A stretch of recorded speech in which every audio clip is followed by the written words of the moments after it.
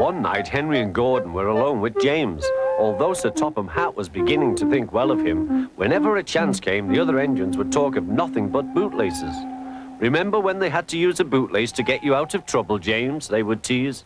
James tried to get back by talking about Henry, who got shot up in a tunnel, and Gordon, who got stuck on a hill. But they wouldn't listen. "You talk too much, little James," said Gordon. "A fine, strong engine like me has something to talk about. I'm the only engine who can pull the express. When I'm not there, they need 2 engines. Think of that. I've pulled expresses for years and have never once lost my way. I seem to know the right line by instinct." Every wise engine knows, of course, that the signalman sets the switches to make the engines run on the right tracks. But Gordon was so proud he had forgotten. "Wake up, James," said Gordon next morning. "It's nearly time for the express."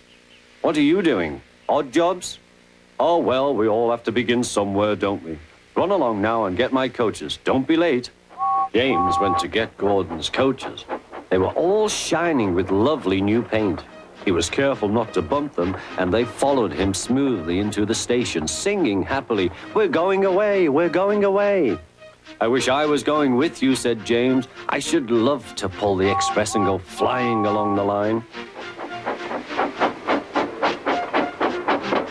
Gordon, with much noise and blowing of steam, got ready to back onto the train.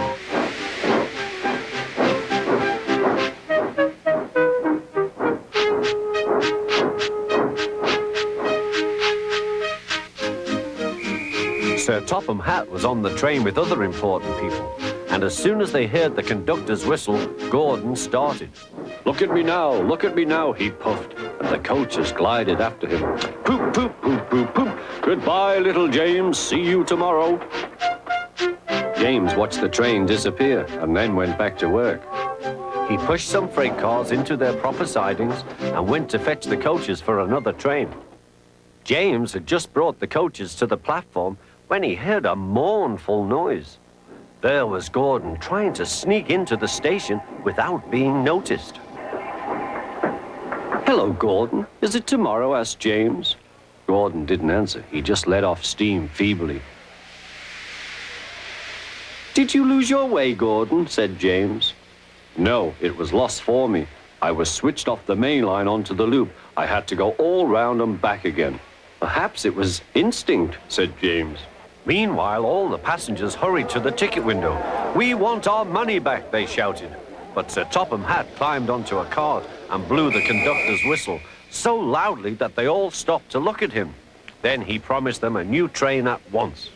"Gordon can't do it," he said. "Will you pull it for us, James?" "Yes, sir, I'll try." So James was coupled on and everyone got in. "Do your best, James," said Sir Topham Hatt. Come along," puffed James. You're pulling as well," sang the coaches.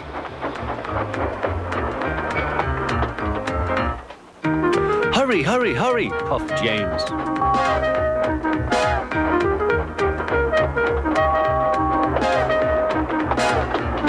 Bridges and stations flashed by, the passengers cheered, and they soon reached the station.